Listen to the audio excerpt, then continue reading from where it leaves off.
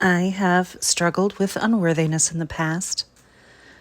Before I was able to see clearly and understand my inherent value, I sometimes felt unlovable, without a purpose, and held down by past hurts and limiting beliefs. If you're watching this video, I want you to understand how vital you are to God, to infinite intelligence source, your higher power, to humankind, just as you are right now, and for exactly who you are in this moment. I know you're going to say, but Sharon, you don't know me. You don't know what I've been through. You don't know my story. Please hear me when I tell you, you are worth more than you know. When your self-esteem is circling the drain, here are 5 things to consider. Number 1, you are a miracle. Let's first consider the probability of you ever even being born. It turns out the chances of you even existing at all are nearly 0. My favorite illustration of just how miraculous and infinitesimally small the odds are of your birth is this. Imagine there was one life preserver thrown somewhere in some ocean, and there is exactly one turtle in all of these oceans, swimming underwater somewhere. The probability that you came about and exist today is about the same as that one turtle randomly popping its head up out of the water right in the middle of that life preserver on only one try. I don't know what you would call those odds, but I would firmly put them in the miracle range. The definition of a miracle is a highly improbable or extraordinary event, development, or accomplishment that brings very welcome circumstances.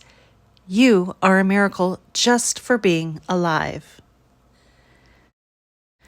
The sheer number of individual lives that had to be involved to bring this unique version of you here continues to the beginning of life and to the beginning of time. Nothing would ever be the same if any link in the nearly infinite cord that caused you to be here were to be severed.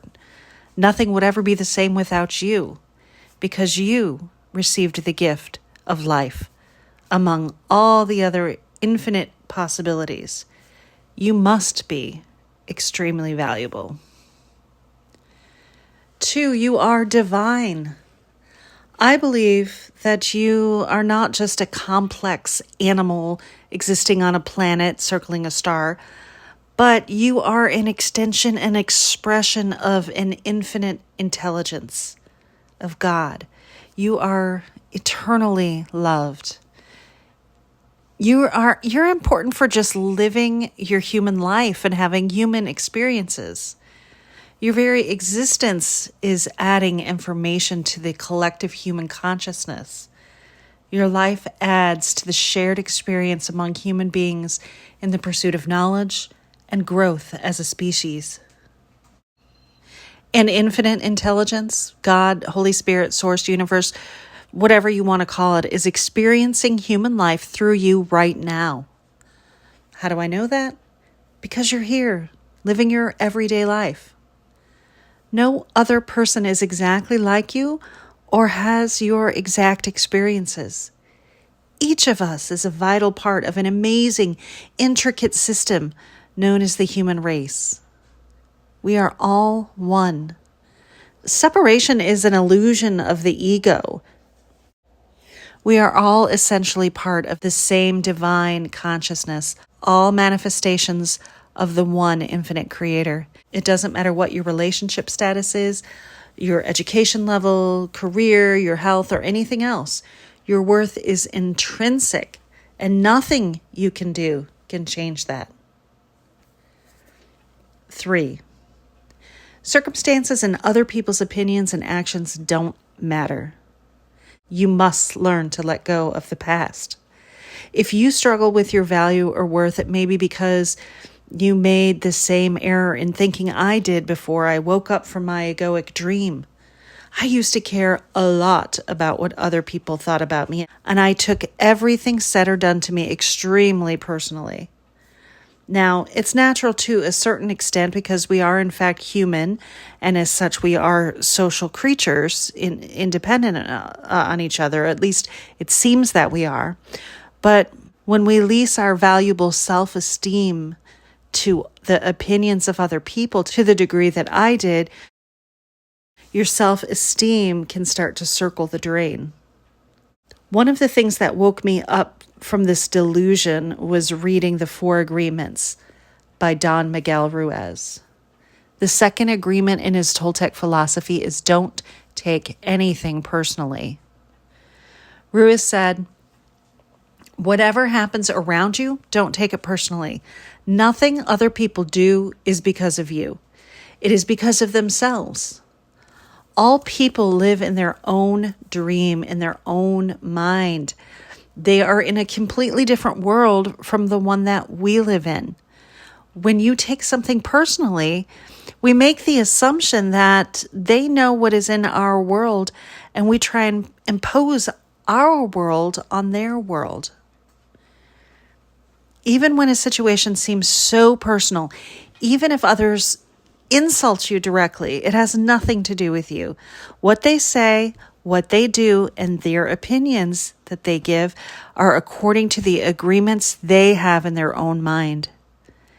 Taking things personally makes you easy prey for those predators, the black magicians. They can hook you easily with one little opinion and feed you whatever poison they want.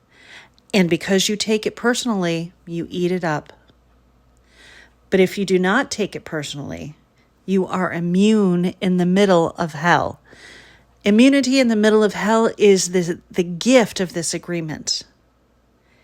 Even the opinions you have about yourself are not necessarily true. Therefore, you don't need to take whatever you hear in your own mind personally. Don't take anything personally, because by taking things personally, you set yourself up to suffer for nothing. When we really see other people as they are without taking it personally, we can never be hurt by what they say or do. Even if others lie to you, it's okay. They are lying to you because they are afraid. There is a huge amount of freedom that comes to you when you take nothing personally. You become immune to the black magicians, and no spell can affect you regardless of how strong it may be.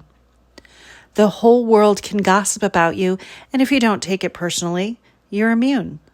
Someone can intentionally send emotional poison, and if you don't take it personally, you will not eat it. When you don't take emotional poison, it becomes even worse to the sender, but not in you. As you make it a habit of not taking anything personally, you won't need to place your trust in what other people say or do.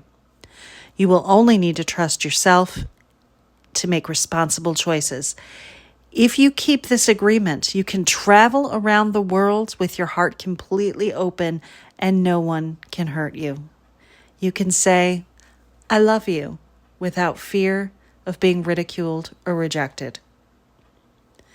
Another way to illustrate this point is, as Eleanor Roosevelt famously said, no one can make you feel inferior without your permission. If I told you you looked stupid in those glasses, but you know you're not wearing any glasses, you wouldn't take it personally. The insult would go by like water off a duck's back. Why? Because you know it's not true. It only hurts when you believe it.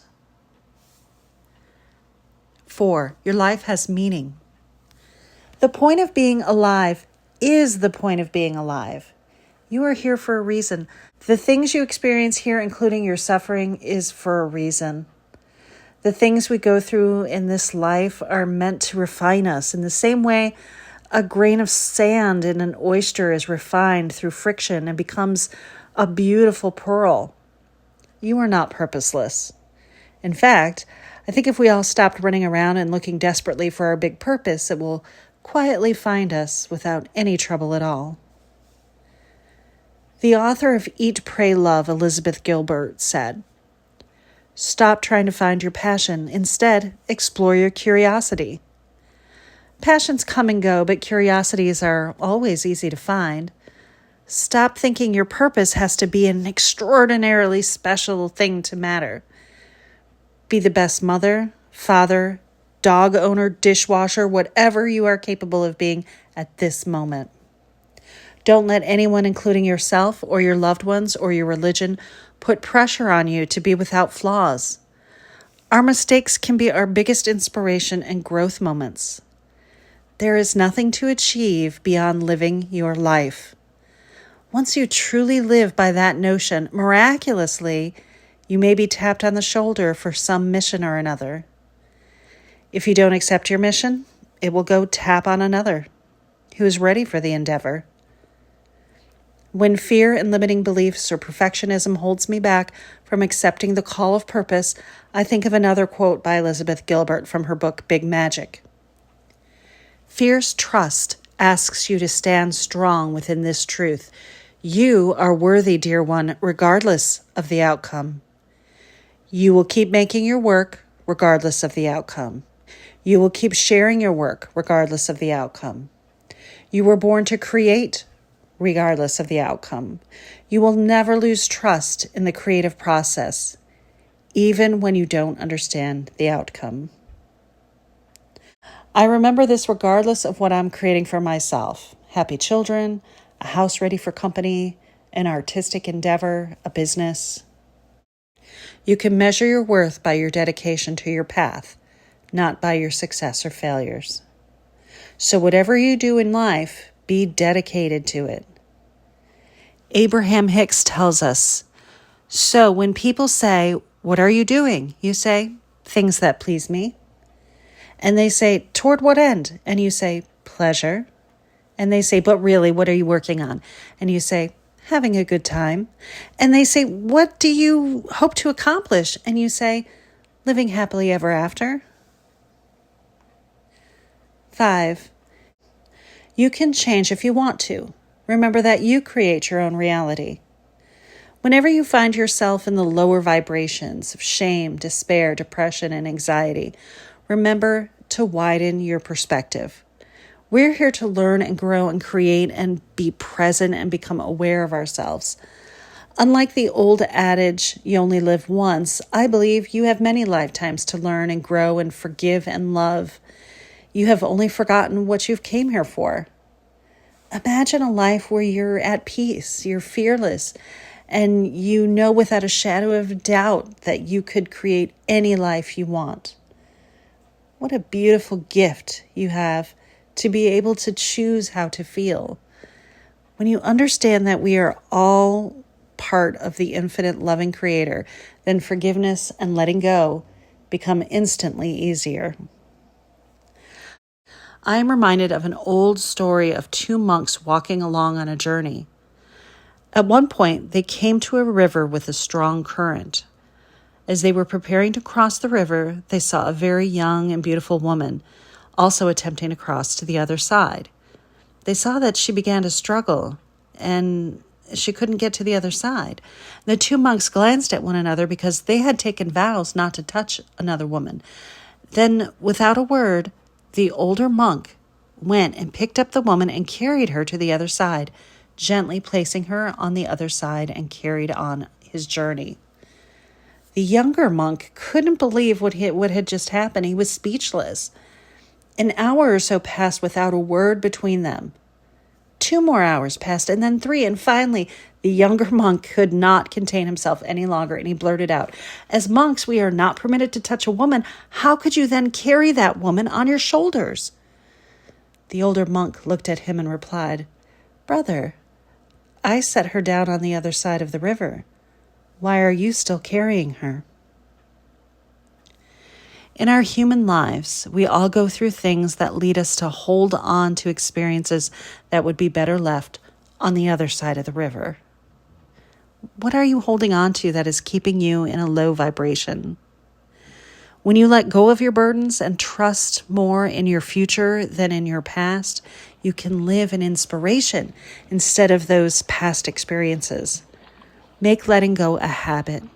Trust me, my biggest regret is living with regrets for so long. And when something isn't meant for me, I trust that something better will come along. I know God has a plan for me and for you to prosper us and not to harm us. When you start to manifest your dreams and desires from a cleaner operating system that's not all clogged up with our believing, our thoughts and emotions, we naturally attract what we want, and more importantly, what we need to grow to even higher versions of ourselves. You are so powerful. I will leave you with this one final quote. If you remember nothing else from this video, remember this. Self-worth comes from one thing, thinking that you're worthy. Namaste.